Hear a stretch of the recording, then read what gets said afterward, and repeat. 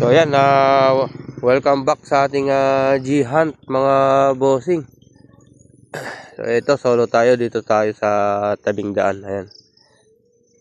Halos wala nang naggagamba dito sa amin, pero tayo tuloy pa rin tayo sa paghahanap mga bossy.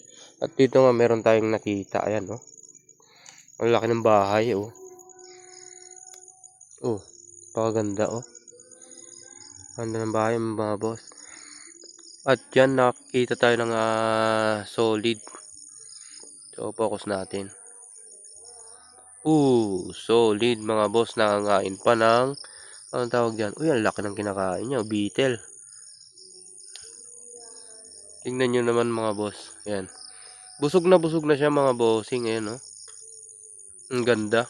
So mag-isa lang tayo, solo hunt mga boss. Ito, kunin na natin.